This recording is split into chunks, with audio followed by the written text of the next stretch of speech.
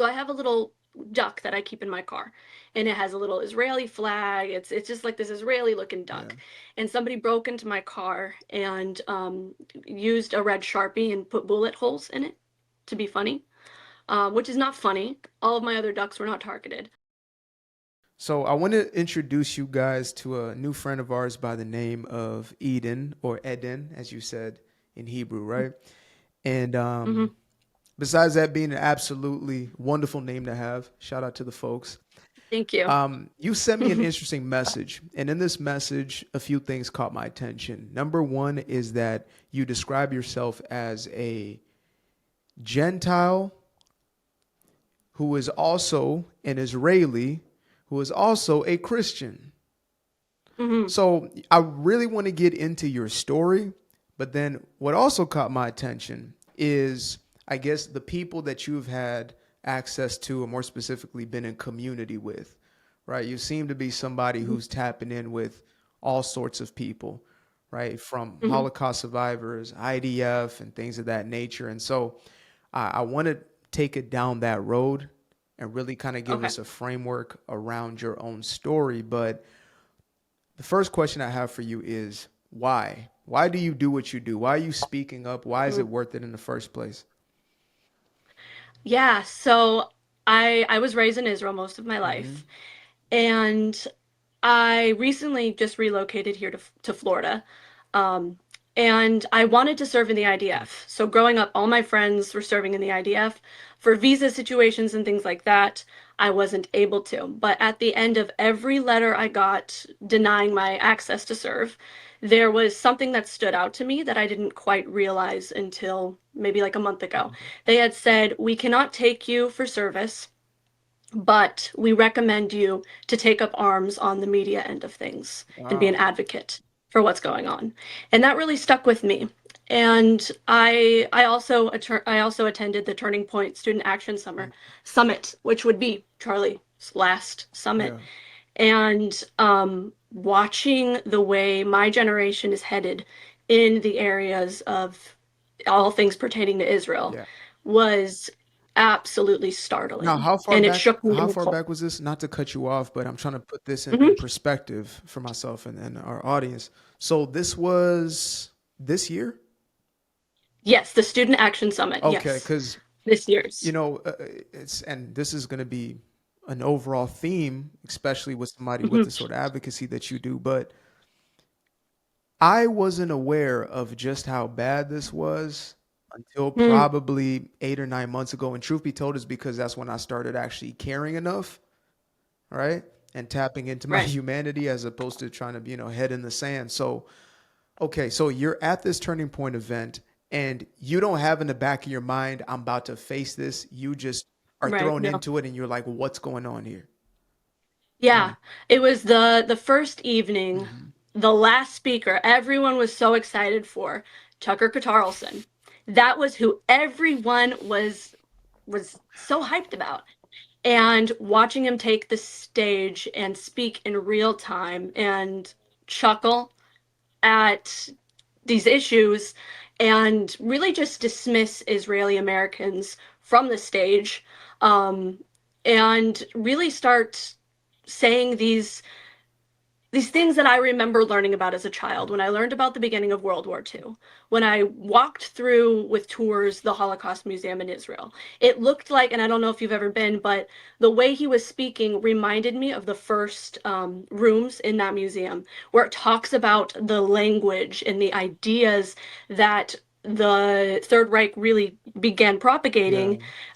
It starts small. It starts absolutely. really small, and it starts with these negative agendas and these lies, um, really blaming the Jews for everything Yeah. in the world. And it was there were small undertones, but they were loud enough to cause concern and alarm. And several of my friends who Mhm. were also watching also felt that. My parents who were there, they felt that. And there was just this deep sense of urgency that, okay, now the battle has begun. Yeah. Now the battle that we have been preparing for since we moved to Israel and educating ourselves on this, now the battle has begun. And I think that was, to say a turning point, right? Yeah.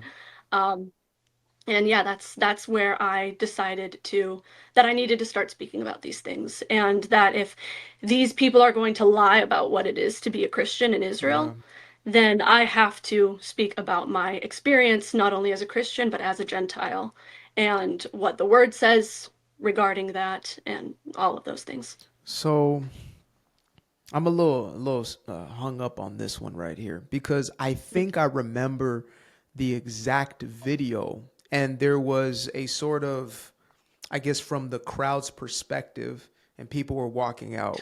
Is that Yeah. same whole spiel? Yeah. Okay. So it's sad. The people who walked out, it was so silent. The people who were cheering at these big moments where he was Yeah. attacking Jews, attacking Israel, that was what was the loudest. Mm, And I'll tell you what, it was through the course of this summit, it was so sad to see the same young men who would take their hat off for prayer be the people who yelled the yeah. loudest at all of these anti-Semitic sentiments. And that was just and something that wasn't recorded was they had the Fellowship of Christian and Jews speaker speak at the platform. Hmm. She spoke, and she spoke, Michelle Bachman is her name. She spoke about what they were doing in the land, and she was booed. She was booed. You won't find the video anywhere, but she was booed almost off stage. There was Wow. nobody paying attention. There was nobody listening. And something else that was interesting that caught my attention was, I don't know if you know AP, Apostate Prophet, he spoke. That's right. Nobody paid attention. He spoke about the dangers of Islam to the West. Nobody paid attention. So everybody, well, I can't say everybody. So you're telling me that a massive part of this crowd is waiting for the conversation to target the Jews, to scapegoat. Yes. Okay, so again, because I live in the world of information, but I also sort of live in my little Hmm. cubby, right? So I'm Hmm. not, and maybe I should be doing more of these things, at least, God willing, that I go out into the world and engage more. But I'm sorry that you just put me back a little bit because in my head it's there's a world of X, there's a world Hmm. of Instagram, complete cesspool. There's the Yeah. world of YouTube comments or whatever, and so you think to yourself, okay, is this real? Not Right. not just as far as Hmm. bots and things of that nature, right? We know there's an entire Right. campaign, but Yeah. is it that when I see the Groypers of the world or whatever, they're actually in existence. They're at these events. Yeah. That the kids who are calling themselves Christians that I see Hmm. on TikTok that are talking about Candace is the only person that I trust. Is this real? Yeah. Unfortunately, it is. And there was even a kid who tried to antagonize. It was actually the same kid who asked Tucker Carlson about why he can't criticize Israel. And that if he burns an Israeli flag, I think that's what he said, Mm, that he'll get in trouble. He went and he antagonized a volunteer of the Fellowship of Christian and Jews. He asked her all of these questions that unfortunately she was not prepared to answer. He ended up getting arrested and asked to wow. leave. You're not really going to find any videos of this, but he was there, he caused a commotion, and it was all about Israel. It was all about why should America support Israel? Why am I anti-Semitic if I say these things? And just really getting up in her face, she cried, she left, and it's crazy that these groypers are taking over the movement. Yeah. And they're yawning for the sane people, Yeah. and they're cheering for the Tucker Carlsons. They're cheering for these people that are I don't it's got to be a spiritual Yeah. thing. It really has to be because there's no rationale behind it.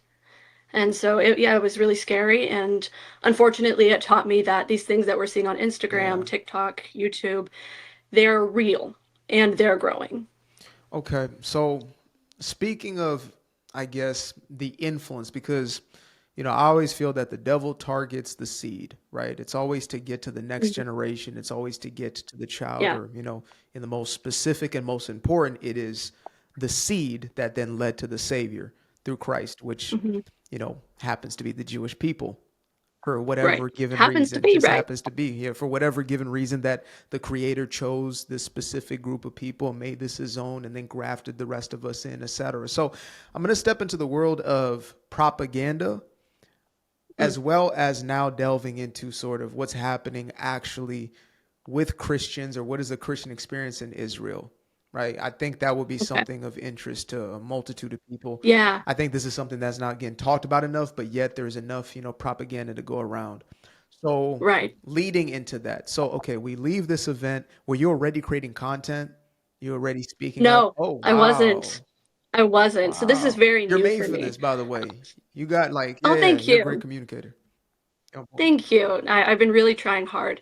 Yeah, it's just something I feel passionate about. Um, but what was the question again? Okay, so I said, had you started creating content basically Right. beforehand? Is this aftermath? What is that looking like? And then Mm-hmm. I guess are you already somebody who was engaging with this sort of content? Were you were Mm-hmm. you you know were you Yeah. exposed to know exactly what to pinpoint, or are you just discovering a whole Right. new world? So when I moved to Florida, which was in December, Hmm.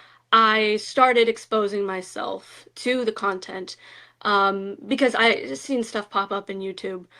In Israel, growing up, you live in this bubble where you don't understand that the outside world is against you. Not Mm, entirely. You hear it, and it's just the propaganda machine. Honestly, it feels so nice. I miss it so much.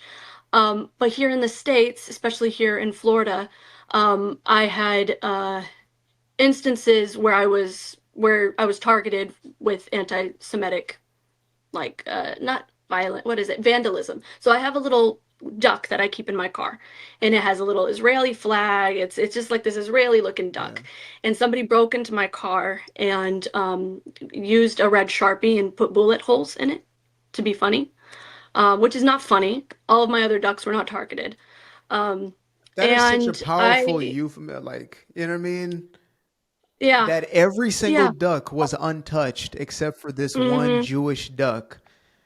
This Place one Jewish duck. bullet hole. My mind is blown, mind you. I'm barely Hmm. speechless. You know me if you've seen Hmm. any of my content, but yeah, okay, Yeah. please continue. This is wild. And so I was targeted that way, and I was like, okay, so if I'm seeing this online and I'm seeing this in real life, then I need to start doing some, I guess, exposure therapy to this situation to educate myself about what's going on.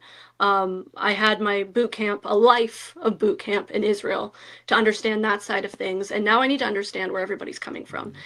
And so worst time. I just delved straight into the Instagram lies and the creators who think that if they book one trip to Israel, now they know everything. And oh, free Palestine from the river to the sea. They're spitting on Christians, Yeah. which is not true. Um, and they would love it to be true. But I just started doing some exposure therapy in that sense and learning what is going on here in the States, what is going on here in the West. And it's not just behind a screen. I met a kid the other day who identifies as a neo-Nazi, and it was just on an app. We were just talking, and he lives here, and he identifies as a neo-Nazi. That's okay now. Yeah. Apparently, we can do that. Didn't even know what And so, that yeah. meant. Like, what was, I mean, I don't know how far this conversation went. What Mhm. was his definition of being a neo-Nazi? What is that? Well, it's like the traditional Nick Fuentes Groyper monologue, right? Of course, 109 countries you were kicked out Yeah. of, and the whole the math as to why there couldn't have been 6 million Jews killed in the Mm. Holocaust. All of these things, those things you see online, you think, oh, this is just a caricature of an idea, but Yeah. then you meet people in real life, and of course it comes from this disenfranchised Yeah. movement of young men, but it's sad to see that instead of taking that and turning it into something good, these people are just becoming bitter and hardened and all of that. So, So you're now in a place where you're going down the rabbit hole, and then you say to yourself, you know what? I'm mhm. gonna put myself out there for the whole world to attack me. You Yep, said that to yourself. Is pretty that much. what happened? Pretty much, Uh yeah. huh. Yeah, I mean, I feel like a story like mine is wasted if I don't say something about it. Wow. Um, Otherwise, I continue walking through my life, and if I can just convince one person. You know, if I can convince one person the truth about what God says in regards to Yeah. Israel, what it's like to be a Christian in Israel, what is actually going on, the things that you won't see on your Mm, screen. If I can just convince one person, then I'm satisfied. mm. Um, and so, yeah, I'm open. I'm open to all the attacks. I get engaged with all these debates Yeah. online, which is fun. I enjoy it, but I do need a break You sometimes, you and receive your seven it is thousand heavy. dollars yet? Per post. All the Have you time, have every you comment. received your money yet? Because none of us have I seemed to get our money in. I'm receiving We're it. waiting on I'm BB receiving it from the to Mossad, come through on that from one. That's APAC, right, directly from the right? source. So, okay, Exactly. okay, let's get into this main conversation of experiences of Christians. Now, of course, you can only speak from Mm-hmm. your own reference point, Of but course. your reference is going to be better than 99.9% of those who have an opinion about this and know nothing about it Mm-hmm. because they're not Christians Right. in Israel. So, Mm-hmm. well, first of all, did you grow up in the faith? Did you grow up a Christian? Parents were Christians? Okay, Yes. even better. Yeah. Your parents Christian your background. parents were born in Israel? No, my parents moved there when I was a little Okay. child. So I was a little, we moved there, work opportunity Hmm. and stayed there. So, and grew up in the Messianic community, Messianic Jewish believers. I also grew up in the Arab Christian community. So Wow. I grew up with both.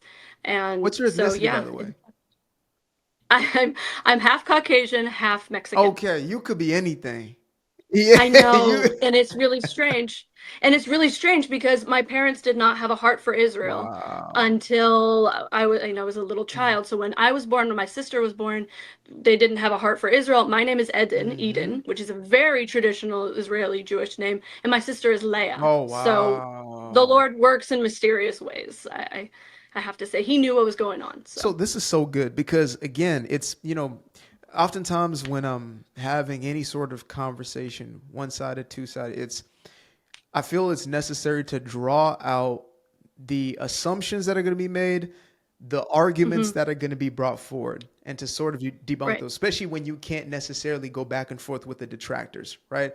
So the first Hmm. thing they'll say is, well, you know, well, I mean, if she was born there or her parents were just simply born there, then I mean, technically they're not going to have the same experience. But no, you said that your parents are Christians moving Hmm. into Israel for Hmm. opportunity's sake. Like something that blew my mind was how many Arabs, as you stated, we're going to get into that, live in Right. Israel. How many Hmm. Muslims live in Israel, not just live there, but Hmm. are in Thrive. thrive, high ranking positions. Hmm. Your doctor Yeah. is a Muslim, but the nurse is a Jew, Exactly. right? Exactly. So, so my question is going to build into that is the earliest stages of your life, did you feel that you were different, that you feel picked on, like Hmm. being a Christian in Israel? Yeah. I did feel a little different as a child, mostly because of the Americanness. So not Wow. even necessarily the Oh. Christianness. The Americanness was what made me feel a little different. When I started going to like Hebrew school and things like that, of course that changed. There are other Christians like me who are also Gentile. So I did find community in that respect. But I knew I was different because we celebrated Jewish holidays, but it wasn't our holidays. So our community, we celebrated Jewish holidays. So I grew up celebrating the Jewish Yeah. holidays. I still celebrate them now. I still like keep Shabbat pretty much. Not in a very, rigid way, but it feels like it's part of my heritage because that's where I grew Mm. up. But I guess as a little kid, I did feel a little different, mostly because when I was really little, I hadn't yet learned Hebrew. Uh, And I was American, which there are a lot of American Jews. But I knew in a sense that I was different when I started branching out into the Jewish community and even the Arab community. Um, but it was more like, oh, this is my faith, you have your faith, and you have your faith, and that's okay. And we all are living together. We would even have the Jewish families over for Christmas. They loved it because they were American. Some of them were wow. American, Yeah. And so they were like, we want to see the lights. We miss the lights in New York. Like it was always so beautiful during Christmas. And so we would have them over, and there we were able to, like, my parents were able to just, they're like, we're Christians. We're going to be open about the story of Jesus Yeah. and his birth, not in a proselytizing way, but in a way that we were living our honest faith. And so yeah, it was very interfaith community, but not interfaith in this like sense, like the spiritual interfaith sense. It was more like a, we're all living together, Mm. and we're all sharing this, and it's beautiful. So you made a comment earlier, and you said that this sort of narrative of Christians being harassed and abused, which is really a sort of a gaslighting that's Mm, taking place, right, or projection. right. It's like, oh, look what's Mm-hmm. happened to Christians over there while they're massacring Christians over here. So you Mm-hmm. said that these individuals who are falling into the trap of Jew hatred, you said that they wish that this was happening to Christians. So now I want to step back into Yes. the world of propaganda and information, etc., which I'm sure you have a knack for, but now is the Mm, world that you've sort of engulfed yourself in. right. Why do you think there is that insatiable need for there to be, I guess, this almost devilish aspect of what Israel is, the Jewish people? Like, Mm-hmm. where have you come to as far as a conclusion? Why would they wish that Christians are being Mm-hmm. abused? Why would, Carlson have a nun with a mustache Right. on his show? Right. Oh my gosh. Oh my gosh. Well, first of all, there is a spiritual element Hmm. that they don't Okay. recognize, which is obvious. But there is that spiritual Please spell element. it But the out, other by the way. I side, want you to say everything like yeah, this is your platform. So, yeah. So I guess, I mean, in the spiritual aspect, um, uh, God refers to Israel as a stumbling block. I don't remember where it was at. He refers to Israel as a stumbling block, and people cannot wrap their minds around it. So much it makes them angry. I believe that anti-Semitism is a spiritual sickness, absolutely. of course, all sin is to take us away from the Lord and from understanding Him. And it makes sense. Jesus was Jewish, and I always say I don't understand people who are Christians and don't have a love for Israel, because if God is our husband, so to speak, when you are getting married to somebody and say they're of a different culture than Oh, you, this is good. you go right into that culture. You want to participate. You're at the holidays. It's like, this person is a different culture than me, but I love them, and Wow. this is who they are. And so I never understood that. And there has been, I noticed in the evangelical side, a spiritual disinterest in Israel. It's not yet turned into that hate, but that's where it starts. Is so that I've noticed in that area a spiritual disinterest, where if you start talking about Israel, it's like, oh, maybe they'll either think of, strange Hebrew roots people, or their mind leaves the Yeah. conversation completely. And so there's that spiritual element where it's a spiritual disinterest that turns into spiritual hate, and a lot of it's jealousy. And I feel like I can actually speak from that place. Please. You'll meet a lot of Messianic Jews, right? And I'm guessing it's not received as well when they speak about, jealousy. Of course, they're Jewish, so it's not received as well. But as a Gentile, I can say Gentiles are jealous. Mm. Okay, they're jealous. There is a jealousy, because when they hear God's chosen people, as if chosen means Yeah. favorite, and they're twisting that. Yeah. Chosen does not mean Correct. favorite. Chosen means set apart for a specific purpose Absolutely. and a specific That's time. right. And once we recognize that and humble ourselves, we are able to fully participate in the beauty of our Savior, Christ. Wow. And so, on the spiritual element, yes, there's that jealousy. The second thing which you talk about often is the grifting. Yeah. It pays because there's already this seed of spiritual, hatred. Absolutely. It pays to speak negatively about Yeah. Israel and the Jews. And this is nothing new. We saw it beginning in World War One, and that's what led to World War Two. We know about it from the pogroms Mm. in Eastern Europe. We know about it from the exiles. I mean, why would a Roman leader choose to name the country after, something to discredit the people there of the Yeah. land. Why would he choose to do that? Like, do they do that about anything else? I haven't heard of that. So they changed it to Syria Palestina. But um, there's just this hate that has it's ancient Yeah. and nobody wants to talk about that. And it's spilling over now. We're going through another wave of it. Yeah. Our last wave was World War II, and it looks like we're going into another wave of it. And yes, it pays to speak negatively about the Jews. You, And yeah, you know what's incredible? And by the way, folks, all in the comment section, you are preaching, Miss. You're on point when it comes to this. Thank you for reaching out. By the way, thank you. wow, Thank you for letting me speak. absolutely. I mean, that's the spirit. Simple as that. So, okay, and I'm not saying this to try to, because it can easily go that way, where it's sort of to discredit what the Holocaust was, Mm, is, October 7th was, is, well, actually, that would be more in alignment with where we're going here. very recent. So I believe that this manifestation of the Jew hate is actually worse. Mm, Not in its full manifestation, in its full glory, quote unquote, right. yet.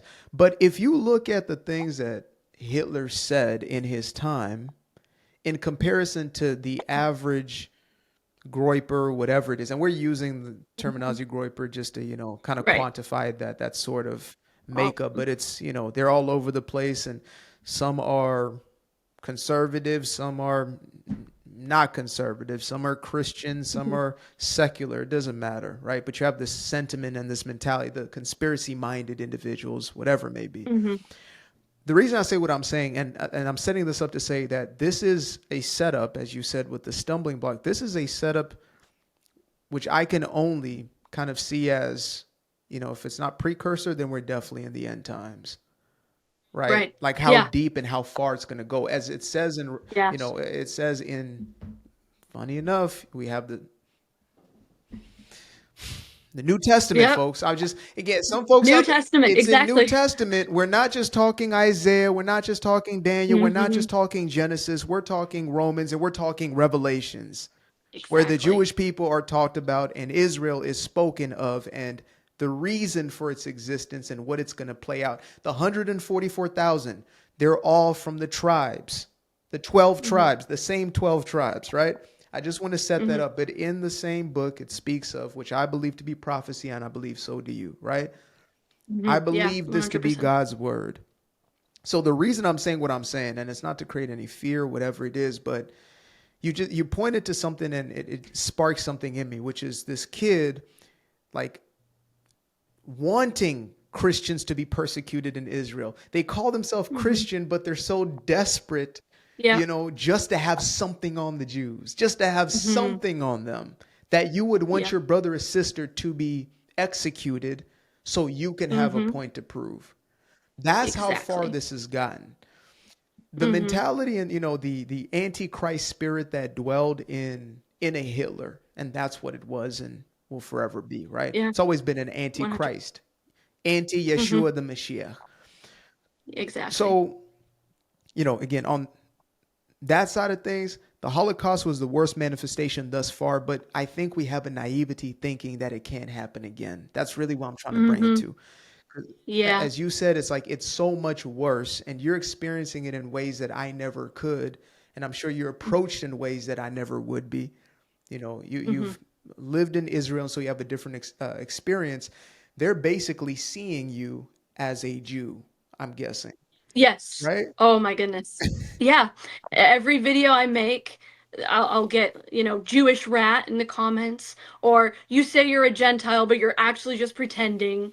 I got that the other day, and I was like, oh, that just ticked me off because it's like this is who I am, Exactly. like, and so, um, yeah, they want to find dirt on the Jews because of this spiritual. Well, there's also this human desire to be Of right. course, So this pride, the flesh, to of be course. right. Yeah. Hmm. And so yeah, I get accused of being a Jew all the time. If I make a comment on somebody's post, it's either 7K or the Jew is here, or like a nose emoji. Yeah. Just like who, it's ridiculous. Yeah, I've been the Gentile my entire life, or they'll say, "Good goy, go Wow. get that money," Yeah. as if goy is a bad word. It's not a bad word. I mean, it's I like love being the goy. Zionist, you know? Exactly. Mm, I love being the goy. I think I'm gonna start printing the go T-shirts that say goy on it. Yeah, I'm the goy. I like it. I'm the Yeah, goy, I'm that goy. and that's beautiful. Mm-hmm. So Yeah. I was saying all that to say this is, for some folks out there, especially Christians, because now I want to address more so kind of at Mm-hmm. base or at home. You said that there is a crowd who is disinterested Mm-hmm. and how essentially they will be the most susceptible to Mm-hmm. this propaganda, right? And Yeah. maybe there's a different word we can look for. It's just blatant lies of the devil, I think, is maybe the most Yeah. resonant because, Exactly. That's true. yeah, Yeah. it's lies of the devil that Mm-hmm. folks are falling for. And I mean, if you go into whether it be a second book of Timothy or whatever it may be, it's like, yeah, we're going to find ourselves in these times where many will fall away. And Right. so I want you to speak to that, which is what have you noticed in the Christian circles that you're Mm-hmm. in when it now comes to this? Yeah. Well, since locating to the States, Mm-hmm. of course, I grew up in a more Protestant tradition. And so I've been going to Protestant churches. I've been going to certain events or conventions. I went to one of those. And how do I say? Like the classic elevation church Yeah. type models. There's no room for Israel. Israel's Ah, cheesy. wow. The Hebrew roots movement of the 80s. Israel's cheesy. You speak Wow. about Israel, and I've noticed when you speak about Israel, if you even say you're from Israel, their eyes start looking a different direction. It is so weird. I've gone to young adults groups. I've mentioned, oh, I'm from Israel, and their eyes start looking. It's like this spiritual thing that's happening, and I'm a very like rational person. Yeah, I'm very like here in the natural. Like I'm not the type of person who likes to prescribe spiritual meaning to sure. everything.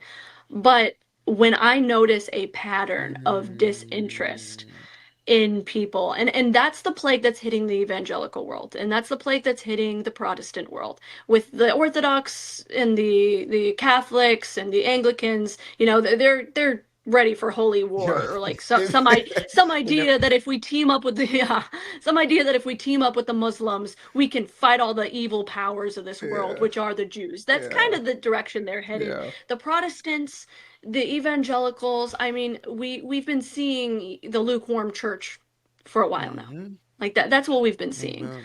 Um, and part of that lukewarmness is I've noticed just a disinterest in Israel. Yeah. Just and I kind of get it in a sense because like there was a big Hebrew roots movement in the 1980s, and it's your grandma's like thing. Mm, My grandma supports Israel.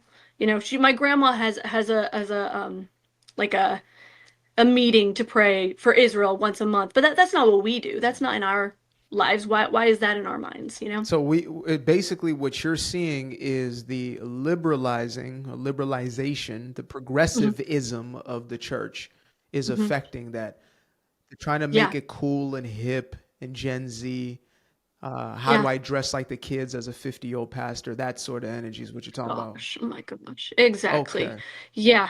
It's they all have the same font at every single church. Yeah. They all preach about how we're a relationship, not a Yeah. religion. And it's this thing. The mega pastors and the worship bands So that so are they're smoking lights. so they are, and it's crazy because again, this word right here is alive, folks. It's alive. Okay. Hmm. So you have the tickling of ears to the new generation in essence. What they're doing is trying to Yeah. fit the message to fit the crowd as opposed to actually telling them the truth about what this Exactly. word actually is, that this is Hmm. Jewish prophecy that Right. we are then grafted into. Hmm. Okay. So, have you since moved churches? I'm curious just personally.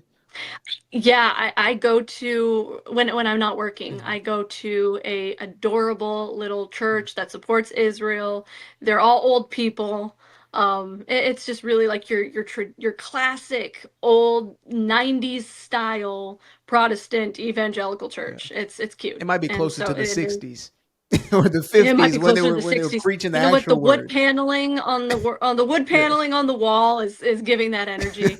I like Yeah. it, and they're very sound teaching, Hmm. and they stand with Israel and they support Israel. And I think I think it is important for the church. You know, there are some people who will say, yeah, it's important for us to stand with Israel from a political standpoint because we care about the West, but you know, there's nothing in the Bible that mandates it. And I would say, true, there's nothing in the Bible that mandates it, but there's just stuff in the Bible that gives you all of this evidence to support the fact that you should. Hmm.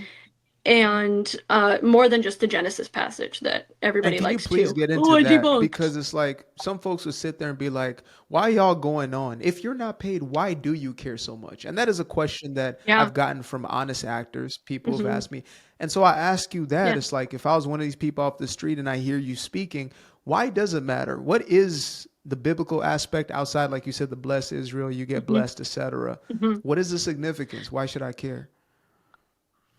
I guess I would sum that up into if God could not keep his promise to them, why should he keep his promise to me? If he cannot keep his promise that he made when he said, I'm making an everlasting covenant, and that wasn't, he didn't make that to Abraham, he made that with himself. Abraham fell asleep while he passed through the parts of the animal and made that covenant, showing us there's no way this man consented to this covenant because this covenant is not with him, it is with me. And if I can't keep my word to myself, then why should I, as a Christian, believe that he will keep his word to me? Why should I Wow. believe that he will wash my sins away? Why should I believe that he Wow. will never change and that he's a God that keeps his promises? So if it all relies on that, the promise keeping element of God relies on if he keeps his word to Israel. Mm. Then I've had people tell me they say, "Why do you care?" Like they broke the covenant. I'm like, I break the covenant Every every single day. I break the covenant every single day. We are all Hosea's wife, yeah, Gomer, going yeah. astray. But we see the way that God mandates Hosea Amen. to keep chasing her. And so this argument of they broke the covenant, so they were replacement theology Yep. by us, you know, it's just not consistent Mm. with the way that we see. We have to read the Bible in whole. And we can't just rip off the New Testament for the lovey-dovey, you know, kind of feelings. We have to look at the Bible in whole. And when we look at the Bible in whole, it becomes more real. It becomes more solid. Mm. It is the roots, you know, as we talk about in Romans 11, it is the foundation of our faith. Why should we believe that Jesus is a promise keeper? Because he made a promise to himself for Israel. And I, as a Christian, partner with that, saying, yes and amen, Lord. Here am I, hineni. That's a saying we say in Israel, hineni, here am I. Mm. And and we will be blessed because of it. I believe that you will be blessed because of what you say, Amen. because the word is clear about that. Yeah. Um, and it's clear about those who bless Zion. It even talks about how in the festival of Sukkot, which just passed, the festival of booths, the nations that don't go up and support Israel will not receive rain for that holiday. It talks about that in the word. And so there is absolutely blessing tied to it. And there is absolutely, I mean, we want to look at Cuckoo Candace. I think that she is under some spiritual oppression right now. Absolutely. She is partnered with the Yeah. darkness of anti-Semitism. She's partnered Yeah. with these things. Such a And good I word, cannot partner. imagine she has a peaceful moment. I can't imagine she has a peaceful moment in her day. And that says a lot. It's so funny that you brought it full swing back into again these personas of sort who are pushing this propaganda. And I do want to make this clear to say, you can be a Christian and still be cursed, right? You can Mhm. fall under, unnecessary suffering and tribulation. And, Mhm. I believe that the word is honest when it says, you will be corrected because your father loves you enough to correct you. So what you Yeah. go through and Yeah. almost all of it is caused by us. You know, Yeah. oftentimes we blame God and say, why is he taking me through this? And it's, well, his Hmm. correction is the only thing that saved you from, Yeah. right? Exactly. So, please go ahead. I know some. Yeah, no, it just makes me think of Miriam in the story of Mm, Moses, where she protested and got everybody to gain up on him a little yeah, bit. And God's like, all right, we're giving you leprosy for a week. You know, yeah, you still a faithful follower of God, still somebody that we revere, yeah, who messed up, received the punishment, received the consequences for her yeah, sin. So you can be a believer and still be outside of God's yeah. blessing. And so Preach. that's what I believe, and I believe that's what we're seeing with Candace Owens. And so for her, for those who I guess label themselves or even weaponize Christianity, because that's what's happening in some of these, Hmm. spheres. Yeah. I don't know. Like that's why I've never actually affirmed to say she never was a Christian. I can Right. only make assertions. And the reason I bring her up or like a Tarleton is because they're the best examples of what the Hmm. deceivers look like in real time. Yeah. When you go into the word, what are you seeing? You're seeing these men standing up in synagogues or the side of the streets, and it's not that anymore. It's the Right. influencer, it's the podcaster, it's the person with the microphone in front of Yeah. them that are They saying have the most power. exactly. And it's a little bit of the lie with a lot of bit of the truth. And guess what? It says the last words of Revelation are, if you add or take away anything, one Hmm. smidget, a little bit of it, you'll Yeah. be cast too. You Exactly. too. Yeah. So it's, some folks will say, well, okay, but it's just this one issue. And I say, all right, if it's not a matter of salvation, like we talk about, the core gospel and your belief Hmm. in Christ, okay, step away from that. And let's say, some folks like to argue about the creation story. Was it really 7 days? Was it really whatever? Right. Yeah. Okay. Some of these things may not be, they might not be hinging your salvation on them, Exactly. but they're doorways. Hmm. Because, like you said, once you start doubting a promise of God, then why not just throw the baby out with the bathwater? Exactly. So, Yeah. but I have a question because you are grounded in this word. So, okay, you grow up in this family. Did you ever have a time of deviation or you forever were just this? No, Okay. I definitely I grew up as a Jerusalem young adult. Okay, we're What does that mean? I have well, no idea what that well, means. we're not young adult, youth. So Hmm. we're scrappy a Okay. little bit. We're like latchkey kids, kind of. We leave the house and we do whatever we Yeah. want. I was very involved in the music scene. I was very involved in the rap scene of Oh, okay. Jerusalem, Yeah, I see that and little swag, so whatever. Okay, that's what that is. yeah. Okay, that's So funny. yeah, very like I would be on the streets a lot. Hmm. With my sister, we ran that town wild. A lot of the young adults, especially not young adults, youth, in the believing community, were just have a lot of second culture parents, I guess that's how you put it, who don't understand Hebrew, Mm. don't understand the culture of Israel, and so they're coming from these foreign parents, and they're up in the streets, you know, getting getting into the some of the darkest parts of Israeli. It's a city, Yeah.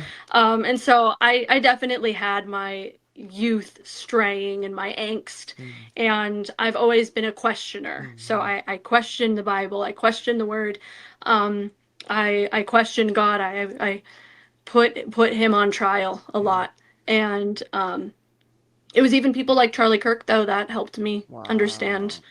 uh, through reason that we can achieve an understanding of the Word and the Bible and God and who He is through reason. Yeah.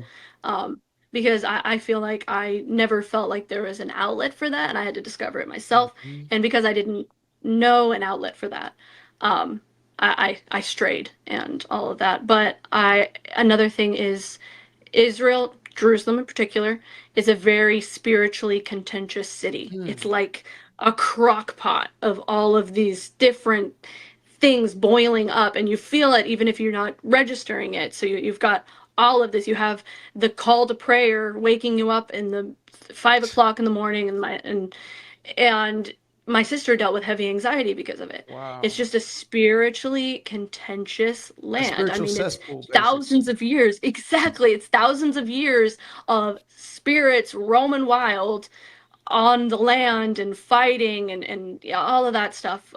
It's a beautiful city, but it's very spiritually contentious. So yes, I did get in trouble a lot Yeah. as a kid. I gave my parents hell on earth. Um, but I'm grateful now that I've come to a lot of these conclusions that I could have only come to if I had grown up there. And Mm. yeah. So I'm curious about the Messianic Jews. That's been something that's been on my Hmm. heart as of recent.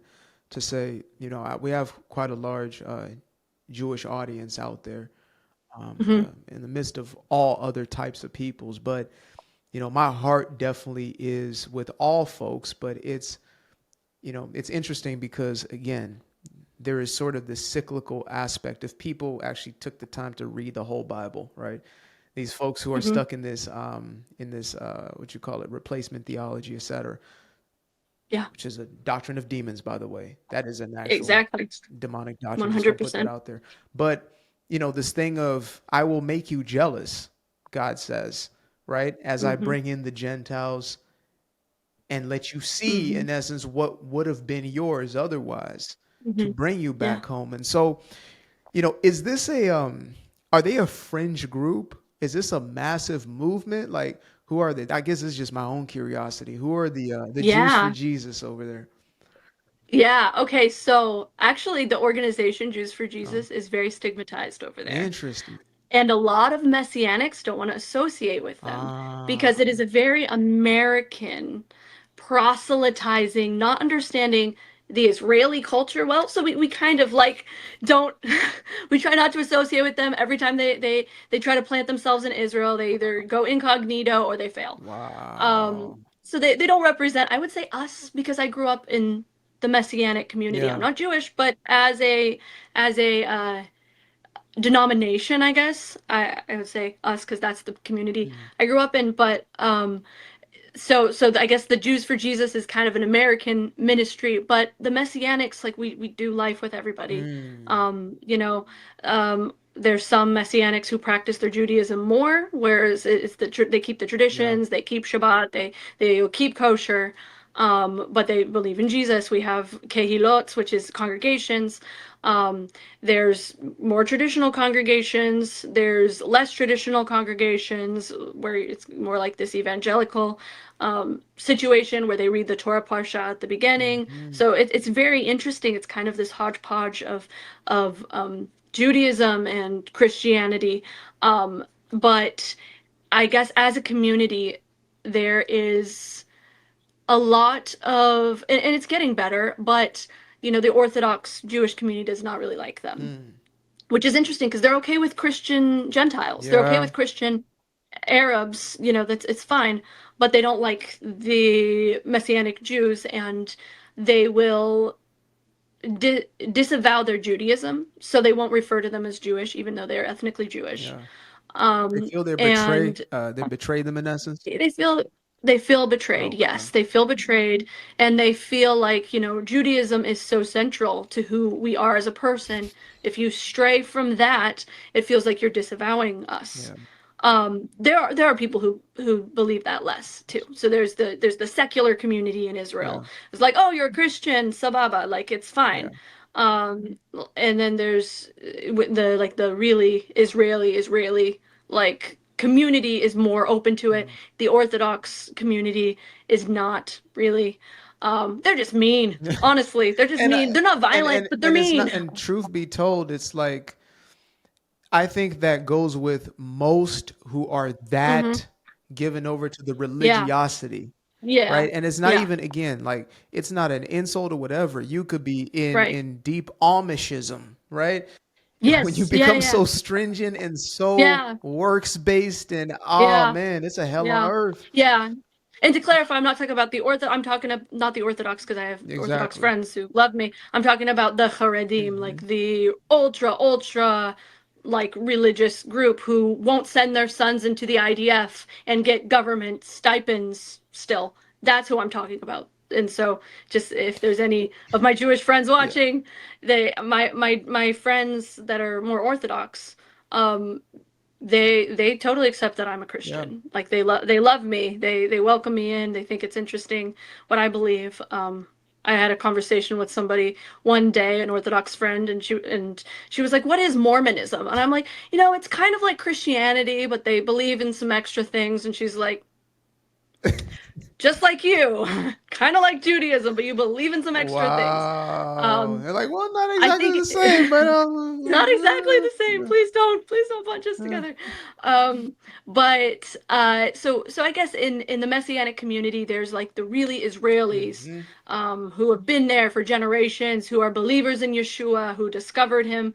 Then there are the Americans or the Anglos who made Aliyah, and mm, are believers, and we all just join in this group, and with the Arab believers as well from wow. Bethlehem and from Nazareth. And I grew up running a camp, helping with a camp called Doaba, which is the next generation, Mm, which brings Messianic believers with Arab believers for 2 whole weeks. We teach them music, we teach them the arts. It's like faith through teaching the arts. And so I used to give like a hip hop workshop mm, as a counselor to these Arabs and to these Jewish girls. And I'm telling you, being like also a room counselor to all of these like Arab Christian and Jewish Christian girls, it's so I interesting. can They only had some imagine. little tension, but Yeah. they love each other. And so at the end of the That's day, Christ right there. You know, exact. there is no It's so Jew, no beautiful. Hebrew, no this, no Arab, Mm-hmm. no white, no black. Exactly. No. Exactly. And it's beautiful. It's a really beautiful ministry and organization And that this is just in Israel, you're saying. yes, So yes. once again, this, debunking this, it's not even an angel myth. This is really a new one, which is, the Christians are under attack now, all of a sudden. Mm-hmm. So, Yeah, no. so again, there's some things that you highlighted as far as relationships that you have built, whether it was, IDF, you spoke of Mm-hmm. Holocaust survivors and some of those experiences. So Yeah, I really want to give you, for for the sure. rest of the time that we have today, just like an open mic on things that you want people to hear. What is the Yeah. overall message? I know we could be here for days, but Yeah. yeah, I just want to give you an open floor. Yeah, so as far as so all of my friends growing up are in the IDF right now. Hmm. Most of them. Some of them have aged out. Um, you got like one of my friends who's 20 years old. She works in the Iron Dome. And Wow. that's just everyday life. I have a friend who's in the IDF right now. He is a Mm. Gentile in the IDF, and he's dating an Arab Christian girl. Wow. It's very mixed. It's not what they say it is. And so I grew up a part of my parents' organization called Bridges for Peace, which is an organization that builds bridges between Christians and Bridges Jews for peace. within Israel. Bridges I for gotta write Peace, that yes. down. Oh. Yeah, write it down. It's called Bridges for Peace, and it builds relationships between Christians and Jews in Israel and around the world. And my dad's job growing up was he worked as the foreman and project manager of a food bank. We had Mm. the biggest food bank in Israel, and it's really beautiful because it's this food bank planted in Tel Piot in Jerusalem that says, "We are Christians. We are here to support you Yeah. because we love God, Yeah. because we love Yeah. Jesus." You don't even need to proselytize in that sense. Yeah. It speaks for You're itself. living That's it. so You're good. living it. And so what we did there was we would give food to Holocaust survivors. So I had Mm. the privilege of every week going on deliveries, taking food to these apartments. Israel is covered, Jerusalem in particular is covered in apartments, and these these elderly Mm. people are Are that old? You could it's probably put hard for old them to people. leave. Old, Yeah. man. Yeah.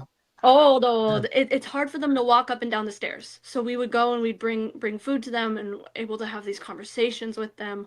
One woman I was able to sit with and talk with. She knows 6 languages. I think she survived. I forgot which concentration camp. Mm. You could see the number on her wrist.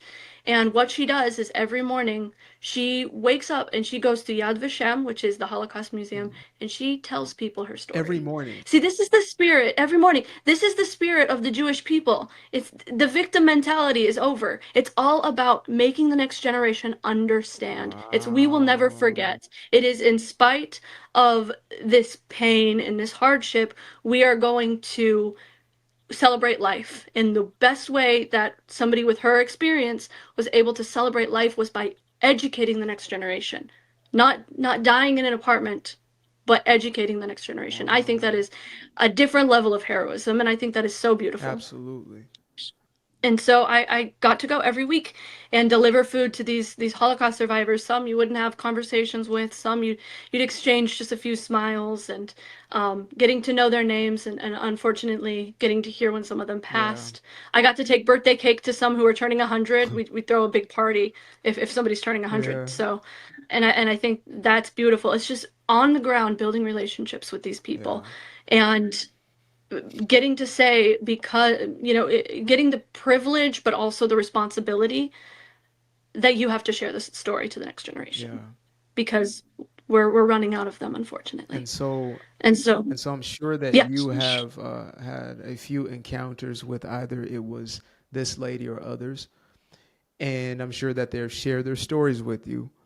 And Hmm. what has been, I guess, the greatest takeaway for you? Maybe you've already answered this in your previous answer, but what do you take away from this? Because we're living in a time space where everybody thinks they know everything because they've seen it, Right. on here, but Hmm. yet we probably know less than the generations who didn't have this level of access, who read into things. But you're Hmm. there, you're in person, you're having communion, you're having fellowship and relationship with these folks.